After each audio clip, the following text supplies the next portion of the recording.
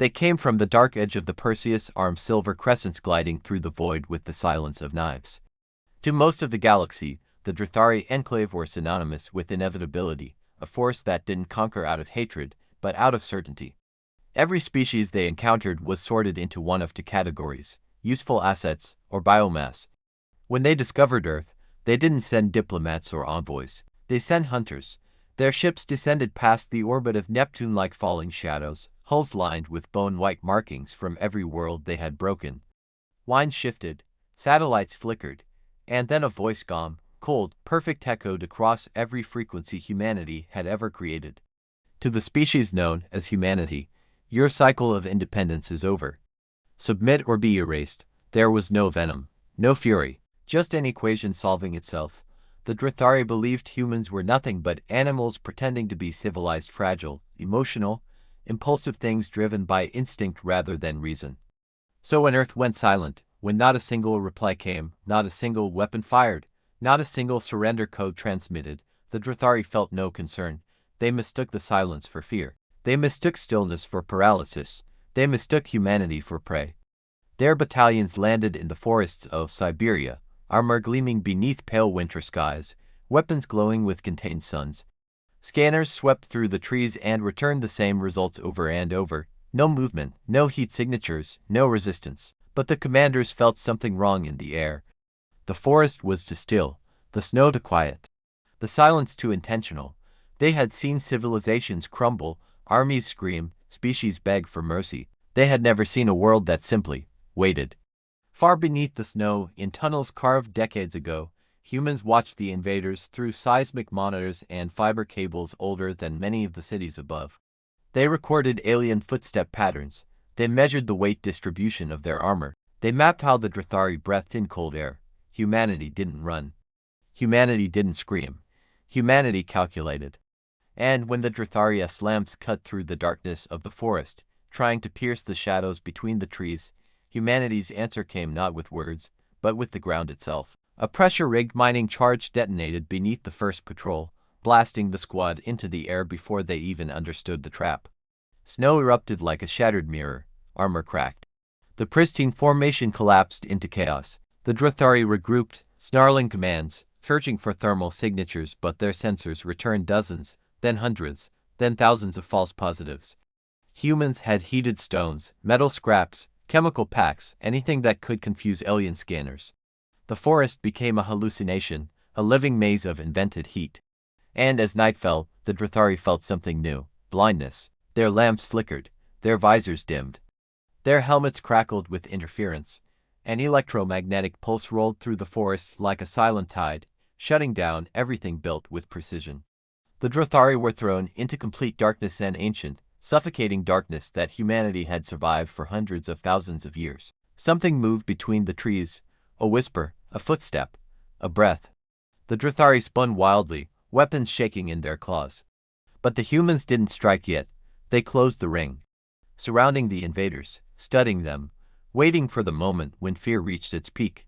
Then a voice whispered through the alien comms, soft as falling ash. "You said we were animals." The Drithari froze. The voice came from everywhere. It pierced their helmets. It invaded their thoughts. Animals don't hide this well. One soldier screamed when something tapped his shoulder in the dark.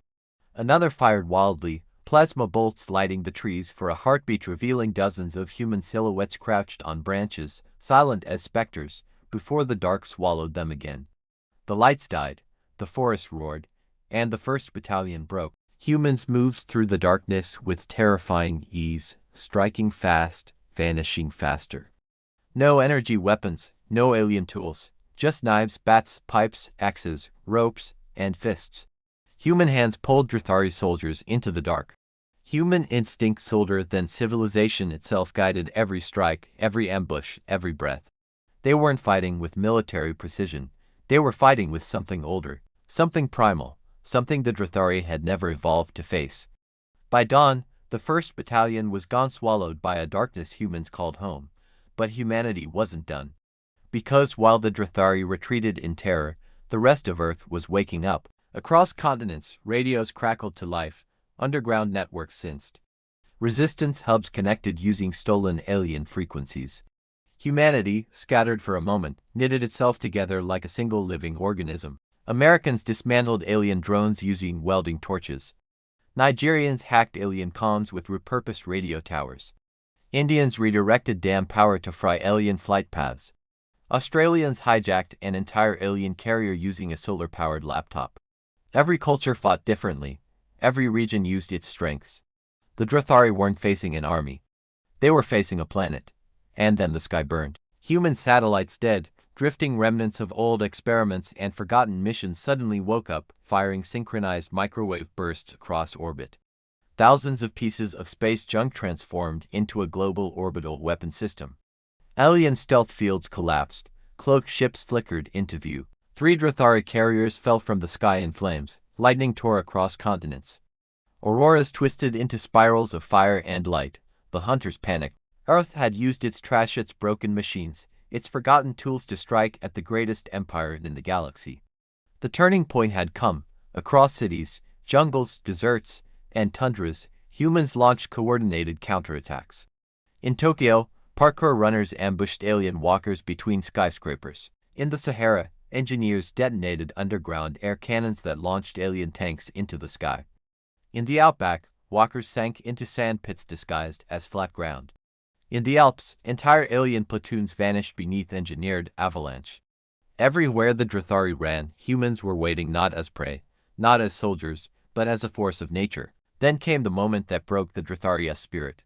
A father in Eastern Europe hurled himself at a squad of armored invaders to shield his terrified children. No armor, no weapons, just rage, just love, just the unstoppable fury of a parent facing monsters. He fought like a wildfire trapped in human skin-breaking armor, shattering visors, knocking soldiers through walls. Behind him, villagers emerged from ruins with axes, pipes, hammers, kitchen knives, tools, anything they could hold. Not an army, a family, a community, a species. The Drathari saw something they had never seen before. Humans did not fight for power. Humans fought for each other. That was the moment the war ended. They didn't know it yet, but it ended there. Night fell again, and this time, the darkness itself turned against the Drathari. Lamps died, shadows stretched unnaturally long. Shapes moved in the tree-lined shapes that weren't human, weren't alien, weren't definable at all. Earth was showing its teeth. Humanity wasn't controlling the dark. Humanity had simply learned to coexist with something far older, far deeper, far less forgiving. The Drathari fled from forests, deserts, ruins, and mountains only to find the dark following them like a living tide. Shrek knelt in snow, defeated, trembling, staring at a lone human emerging from the shadows. "What are you?" the alien whispered. The man stepped forward, frost on his face, eyes gleaming with reflected starlight. "We survived this," he said softly. "We learned it. We mastered it." Shrek's voice cracked. "Then what is the dark to you?" The human smiled. "Home." That was the moment the Drathari surrendered. They retreated from Earth and broadcast a message across every spectrum. Humanity. We withdraw our forces. We accept your strength. We surrender. The galaxy trembled. Worlds that had lived in fear for centuries whispered in awe. Pirates, priests, machines, exiles, every being in every corner of the stars stopped and listened. They all knew what the message meant. Earth had done the impossible. When the last alien ships limped away, humans didn't celebrate with vengeance. They helped survivors, bandaged their wounds, gave them water, shared their food. An elderly woman tending to a trembling Drathari soldier. A human medic wrapping alien injuries. A teenager handing a drink to a creature that invaded his world. Shrek watched this and finally understood humanity's true nature, not brutality, not savagery, not darkness, but compassion, the greatest weapon in the universe. A small girl approached him, holding a stuffed toy. "You were the big monster," she said softly. Shrek lowered his head. "Yes," he whispered. "I was." She placed her tiny hand on his claw. "You don't have to be now." And the warlord bowed to a child. Earth sent one final message into the stars. We fight when we must. We protect those we love. We do not seek war. But we do not bow to fear. Across the galaxy, that message echoed like a sunrise. And as Shrek's ship drifted away, he looked back at the blue world glowing beneath him and whispered the truth that would reshape the stars forever, and for the first time. The galaxy understood what it truly meant to be human. Humanity did not sleep for days after the final ship left orbit. The world glowed in scattered fires and drifting auroras, but beneath the smoke lay the heartbeat of billions who refused to break. Streets once filled with fear now filled with hands carrying bricks, beams, hoses, cables, anything that could rebuild what had been taken. Families reunited in the rubble, holding each other not because they were weak, but because they had survived something that should have ended them. Children who had hidden in basements now played in the open air, staring up at a sky finally free of alien shadows. Every human alive carried scars, but they also carried a deeper truth. They had stood together, and that had been enough. Drathari survivors watched humanity rebuild with a mix of confusion and awe. Their culture had been built on dominance, on the belief that strength was proven only through crushing the weak. But here they saw a different kind of strength, the strength to forgive, to help even an enemy, to share warmth with a creature that once threatened your home. A Drathari scout, his armor cracked and his spirit nearly broken, sat beside a human volunteer who was stitching a tear in his shoulder. "Why?" the scout asked, voice trembling. "Why do you show kindness after all we have done?" The human shrugged softly. "War ends. People remain." That sentence struck the scout harder than any blow he had felt in combat. For the first time in his life, he wondered if his own empire had ever truly understood what power meant. In the days that followed, alien ships hovered at a distance, sending down shuttles not carrying soldiers but carrying apologies, supplies, and reparations. Shrek stood at the forefront of his people, watching humans approach without fear, without hate, without any desire for vengeance. He bowed to the human delegation, not as a defeated warlord but as a student before a teacher. Commander Helena Ward stepped forward from the human line, her uniform torn, her eyes tired but bright. "You came as conquerors," she said. "Then you came as hunters. Now you stand as guests. Learn from this moment." Shrek's voice shook as he replied, "We will. Your species has taught us more in one war than we learned in 1,000 years of conquest." The crowd of humans did not cheer. They did not gloat. They simply nodded. Across Earth, messages from distant stars reached human receivers. Species that had hidden for generations sent signals of gratitude. Refugees scattered across the galaxy sent tearful videos of hope. A civilization living in the oxygen swamps of Erewhon played human music to celebrate their new freedom. The ancient machine lords of the Telos Continuum ran probability models and discovered something impossible. If Earth had fallen, the galaxy would have lost the last species capable of resisting the Drathari. Humanity had not just saved itself, it had changed the fate of countless worlds. Children born years later would still ask, what happened when the sky burned? And their parents would tell them, not with fear, but with pride, that humanity had proven something fundamental, that day that unity beats empire, that heart beats cruelty, that courage beats calculation. And they would also say that the darkness, once feared, had become humanity's greatest ally. That the night did not belong to monsters, it belonged to the ones strong enough to survive it. On a quiet morning weeks after the invasion ended, Commander Ward stood on a cliff overlooking the ocean. Waves crashed below, steady and ancient. Wine carried the scent of salt and soot. She closed her eyes, feeling the sunlight warm her face. Footsteps approached, soft on the rocks. Shrek, walking with a humility no Drathari had ever shown before. "You still watch the horizon," he said quietly. "Do you expect us to return with war?" Ward smiled faintly. "No. I watch it because it reminds me the universe is bigger than fear." Shrek looked out at the water, his reflection broken in each wave. "You're kind, you fear so much, and yet you move forward," she nodded. "That's the difference. We move anyway." That evening, as stars filled the sky, thousands of humans gathered around a crater where a Drathari ship once fell. They lit candles, not for victory, but for memory, for every life lost, human or alien. They prayed not for conquest, but for peace.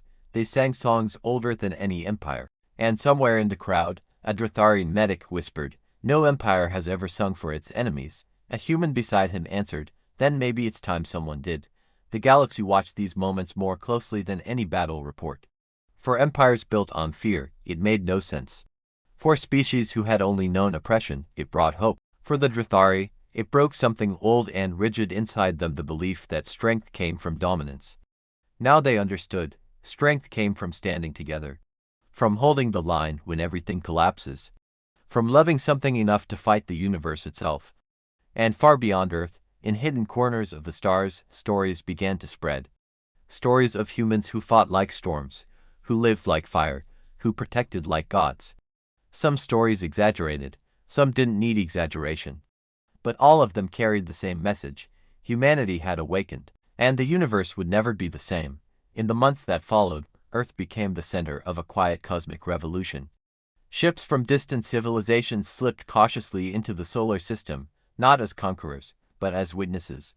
They came cloaked, curious, trembling with the anxiety of species who had known oppression for so long that hope felt like a dangerous dream. They expected to find humanity ruling in triumph, demanding tribute, claiming dominion.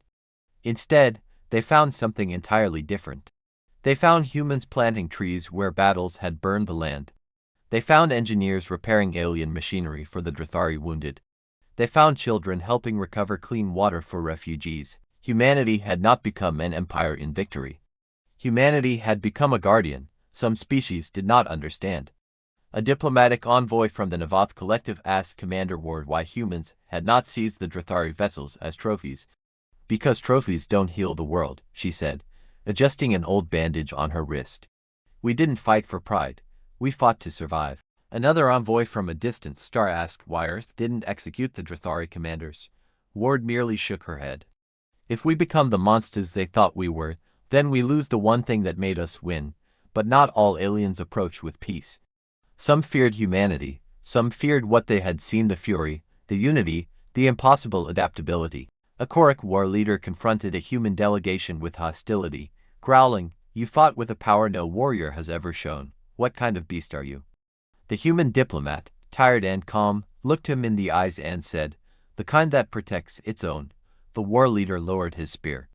The galaxy began to change around that truth. Meanwhile, the Drathari themselves faced the greatest crisis in their species' memory. Their people had never known a moment without dominance. Their identity was built on the assumption that they were nature's perfect apex. Now, that identity lay in pieces. Shrek, once a feared warlord, returned home not to triumph, but to silence. His people gathered in vast halls, staring at him as though they looked upon a ghost. The council demanded answers. How could a mighty fleet fall to a species with no empire, no advanced fleet, no long-range weaponry? Shrek spoke without shame. He told them about the forests that swallowed their soldiers, about the darkness that moved like a living force, about the traps, the strategies, the fear. But more importantly, he told them about the humans who bandaged alien wounds, who fought for their children, who held each other when the world was ending. "They are not strong because they conquer," he said. "They are strong because they stand together." His words shattered centuries of belief. Back on Earth, life slowly found rhythm again. Markets reopened, schools repaired classrooms, scientists rebuilt satellites. People laughed again, softly at first, then louder, then fully. The streets were filled with hands rebuilding what had been broken. Human resilience was not just physical, it was emotional, it was spiritual. It was something no empire could quantify. One night, as auroras shimmered across the sky like curtains of living light, Commander Ward stood atop a cliff overlooking a valley. Behind her, campfires dotted the landscape like stars fallen to earth. She felt the weight of the entire war pressing on her chest: the faces she saved, the faces she couldn't, the nights she fought, the dawns she feared would never come. Shrek approached quietly. He was unarmored now, just a scarred being walking alongside the one who had defeated him. "You could have destroyed us," he said softly. "Your people had every reason, yet you helped us. That I cannot understand." Ward looked at him, tired eyes reflecting the sky. "Understanding doesn't come before compassion," she said. "It comes after." Shrek lowered his head. It was the first lesson he had accepted willingly. In the following years, whispers spread among the stars. Species that had once lived in fear began to form small alliances, inspired by Earth's unity. Former Drathari subjects slowly explored their first taste of freedom. And in forgotten corners of the galaxy, oppressed civilizations began quietly preparing to rise, not with war, but with courage. All of it sparked by one small planet that had refused to be broken. Humanity didn't become the center of the galaxy. It didn't become an empire. It didn't demand worship. It simply returned to living, loving, building, dreaming, while unknowingly shaping the destiny of countless stars. And so, across nebulous and clustered moons, in crystalline domes and subterranean cities, A single phrase started appearing in murals, carvings, digital text streams, whispered stories, children's rhymes. If Earth could survive, maybe we can too. One evening, a human child found a small Drathari toy left behind after a relief effort. It was a round, metallic sphere that glowed faintly when held. He carried it to the beach where tides lapped against broken docks. His mother watched as he placed it gently into the sand and whispered, "Good night." In that moment, Shrek, standing behind them at a respectful distance, felt something break inside him.